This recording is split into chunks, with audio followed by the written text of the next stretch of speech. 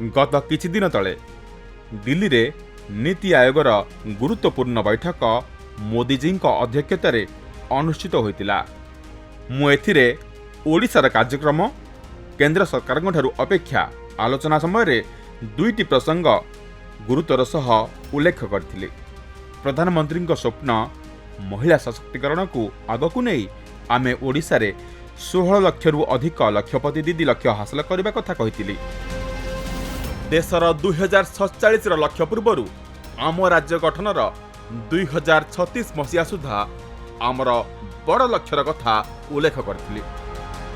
मोदीजी तांको भाषण समय मु उल्लेख करथिबा एही दुई प्रसंग को उल्लेख करी आम काम को सम्मति प्रदान करथिले।